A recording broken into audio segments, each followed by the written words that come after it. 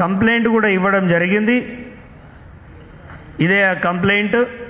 ఈ కంప్లైంట్ ఇవ్వడం జరిగింది. దాదాపుగా ఈ రోజుకి ఇది 4 నెలలు గడుస్తుంది. దీనిపైన చర్యలు తీసుకోలేదు.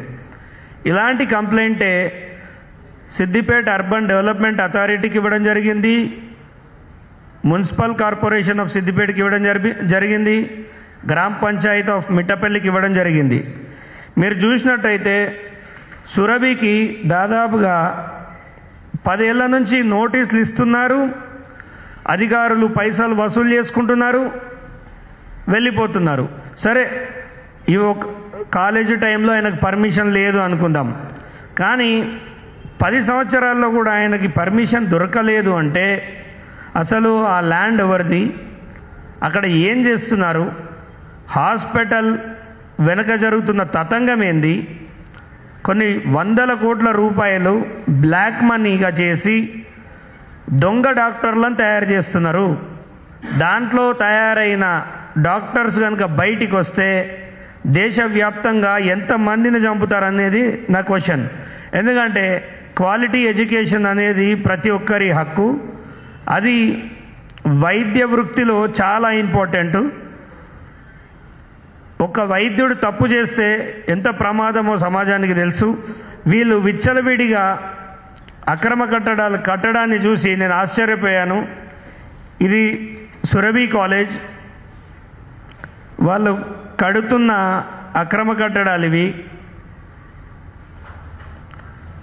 అండ్ ఈ స్థాయిలో ఆయన విస్తరిస్తే 2015 నుంచి అంటే బీఆర్ఎస్ గవర్నమెంట్ ఏర్పాటైన తర్వాత మాజీ మంత్రి హరీష్ రావు ఆరోగ్య శాఖ మంత్రిగా ఉండి ఆ నియోజకవర్గం ఎమ్మెల్యేగా ఉంటే కూడా ఆయనకి ఇది కనిపిస్తలేదంటే, ఇంత పెద్ద కట్టడం కనిపిస్తలేదంటే చాలా ఆశ్చర్యకరంగా అనిపిస్తుంది.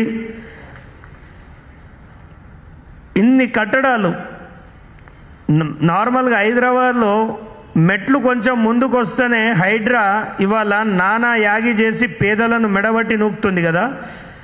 మరి బీఆర్ఎస్ గవర్నమెంట్ కానీ కాంగ్రెస్ గవర్నమెంట్ కానీ దీనిపైన ఎందుకు దృష్టి పెట్టట్లేదు? సరే, కాంగ్రెస్ గవర్నమెంట్ అంటే రీసెంట్గా వచ్చింది, అది పక్కకు పెడదాం. 10 ఏళ్ళ గవర్నమెంట్లో ఈ చైర్మన్ హరీందర్ రావు పైన ఎందుకు మీరు యాక్షన్ తీసుకోలేదు? అంటే గతంలో ఉన్న హరీష్ రావుకి దీంట్లో ఏమైనా సంబంధం ఉందా? మరి ఒక హాస్పిటల్కి మనం వెళ్తున్నప్పుడు అది ఎప్పటి నుంచి ఉంది, దాని పర్మిషన్స్ ఏందని తెలుసుకోకుండా గౌన్ల మీద, అంటే కాన్వకేషన్కి ఒక షోకు ఉంటుంది గౌన్ వేసుకొని పోవాలని, మరి మన హరీష్ రావు, రఘునందన్ రావు వీళ్ళ మధ్యలో సిద్దిపేటకి సంబంధించిన మినిస్టర్ ఎవరు, పొన్నం ప్రభాకర్, మరి పోయి ఫోటోలకు ఫోజ్ ఇచ్చిర్రు.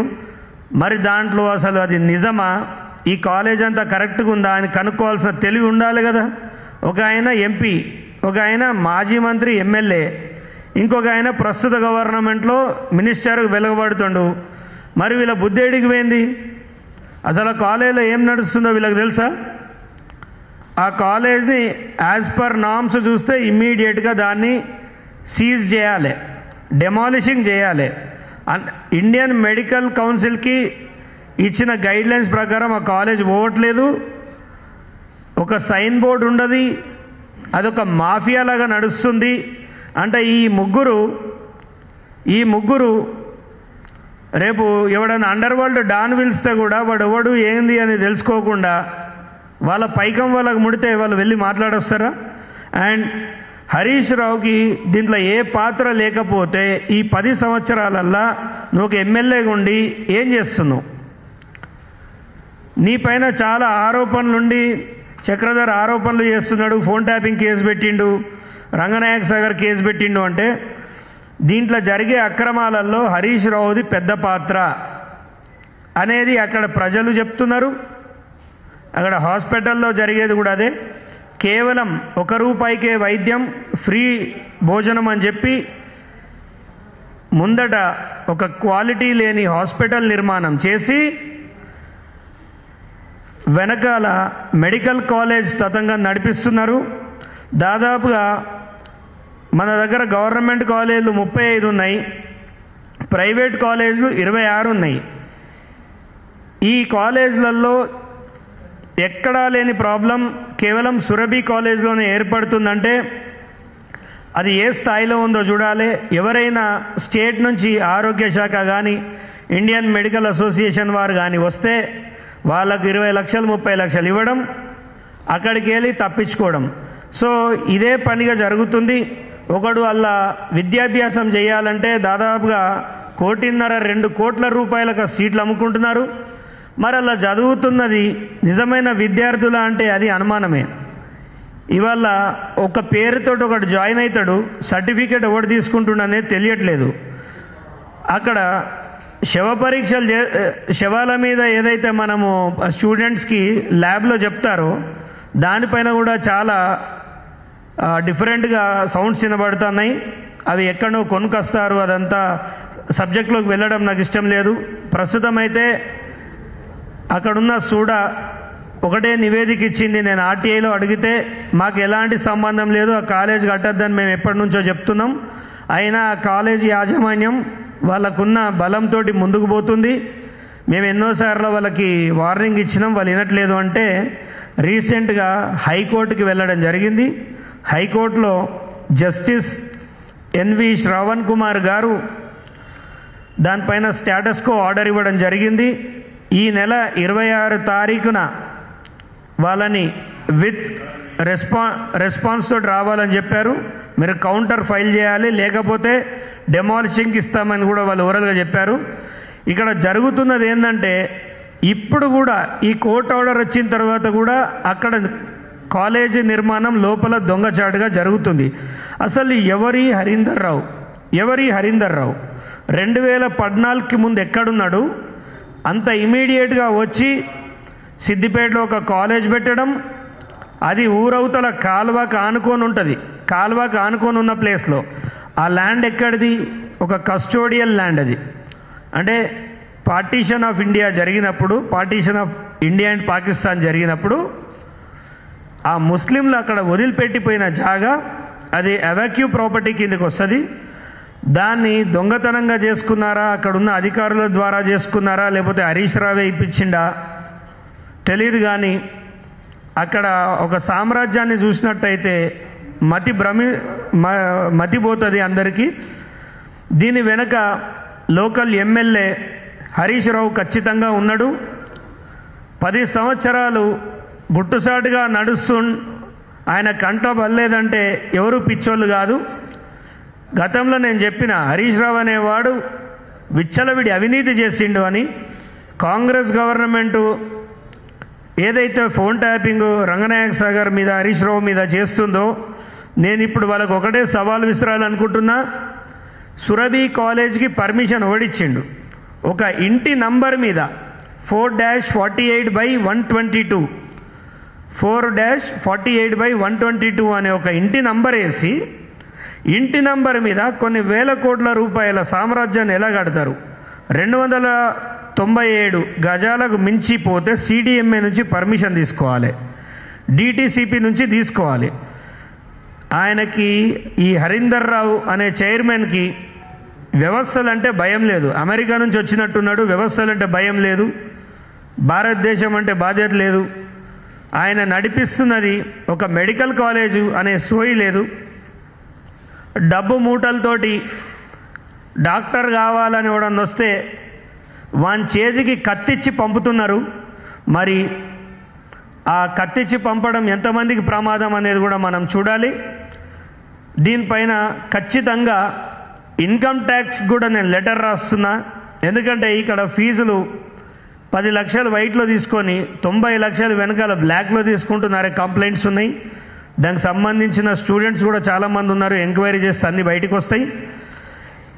నాకు తెలిసి తెలంగాణలో ఇప్పటి వరకు Surabhi institute of medical sciences అంత భయంకరమైన కాలేజు, అలాంటి హాస్పిటల్, అలాంటి నర్సింగ్ హాస్పిటల్ అనేది బహుశా తెలంగాణ ఎప్పుడు చూసుండదు. మరి అక్కడ ఉన్న పొన్నం ప్రభాకర్ డ్యాన్స్ వేసుకుంటా టైంపాస్ చేసుకుంటా ఆయనకి మరి మా జిల్లా వాసులు చేసుకున్న దరిద్రం ఏందో తెలియదు. కానీ సిద్దిపేట అంటే ఆయనకు పడదు, సిద్దిపేట దిక్కు రాడు. బహుశా హరీష్ రావు రావద్దని చెప్పిండు, అందుకే వస్తలేడు ఏమో. కానీ మరి ఇంత పెద్ద కాలేజీ ఇన్ని వేల కోట్ల రూపాయల ట్రాన్సాక్షన్, ఇంత అక్రమాలు జరుగుతుంటే ఇప్పటి వరకు ఎవ్వరూ స్పందించకపోవడం చాలా ఆశ్చర్యానికి గురి చేస్తుంది. జిల్లా కలెక్టర్ గారు మరి 18-10 దాదాపుగా ప్రతి నెల ఒక 5 కోట్లు వసూలు చేస్తారు. దీనికి అక్కడున్న మున్సిపల్ శాఖ కూడా సహకరించడం చాలా దౌర్భాగ్యం. అక్రమ లేఅవుట్లు 2 ఫ్లోర్లు కట్టి 5 ఫ్లోర్లు కట్టి 2 ఫ్లోర్లకే ట్యాక్స్ కడతారు. ఇంత దారుణం జరుగుతున్న ఒక ఫెయిల్యూర్ ఎమ్మెల్యే హరీష్ రావు ఇప్పటి వరకు దేని మీద స్పందించాడు. కానీ ఎవడైనా వాళ్ళ పార్టీ వాళ్ళు జైల్లో పడితే ఏదో గొప్ప పని చేసినట్టు ఎగేసుకుంటూ పోతాడు. కొంచెమైనా బుద్ధి ఉండాలి. నీ కాన్స్టిట్యున్సీలో కోర్టు వరకు మ్యాటర్ వచ్చిందంటే నువ్వేం గాడిదలు కాస్తున్నావు? నువ్వు ఒక ఎమ్మెల్యే కదా, ఒక ట్రబుల్ షూటర్ అని కహానీలు చెప్తుంటావు కదా. అంటే నీకు ఒంట్లో సత్తువ చచ్చిపోయినట్టుంది. బహుశా కవిత వీళ్ళందరూ కూడా ఇక దండయాత్ర చేసేవారికి కూడా నీ వల్ల అయితలేనట్టున్నది. అలాంటప్పుడు రాజీనామా చేసి మాలాంటి యువకులకు సిద్దిపేటను అప్పచెప్పాలి. ఒక యువకుడు ఒక ఎమ్మెల్యే కంటెస్టెంట్ సింగిల్గా పోయి ఇంత కొట్లాడి స్టేటస్ కో ఆర్డర్ తీసుకొచ్చిండు. దీంట్లో నర్సింగ్ డిపార్ట్మెంట్ నర్సింగ్ హాస్టల్లో హరీష్ రావుది సింహభాగం అని చెప్తూ ఉంటారు. ఖచ్చితంగా దీనిపైన విచారణ చేయాలి. రేవంత్ రెడ్డి గారు ఇమీడియట్గా దీనిపైన విచారణ చేపట్టి ఒక కమిషన్ వేయండి. సురభి కాలేజ్లో భారీ ఎత్తున స్కామ్ జరుగుతుంది. దీంట్లో హరీష్ రావు అనేవాడు కింగ్ పిన్గా ఖచ్చితంగా ఉంటాడు.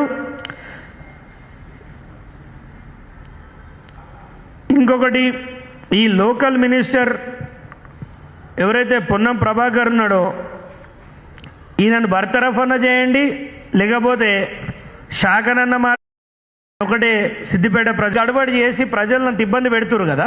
నేను అడుగుతున్నా, మరి ఈ హాస్పిటల్స్కి 10 లైసెన్స్ అనేది తీసుకోవాలి. మరి ఆరోగ్యం అని చెప్పేసి మనము కోడిపిల్లల్లా గాలిపోతామా? ఇప్పుడు ఎన్ని చూడట్లేదు. ఇప్పుడు మన పటాన్చేరులో జరిగినాయండి. సో ప్రమాదం జరగముందుకే నేనేమంటున్నా, 150 హాస్పిటళ్ళ మీద డిఎంహెచ్ఓ గారు, సిద్దిపేట కలెక్టర్ గారు తక్షణమే వెళ్ళి లైసెన్సులు కాల్ఫర్ చేయండి కదా. నేనేమంటలేను, లైసెన్స్ ఉంటే నడిపించుకోమని ఎవరొద్దంటారు?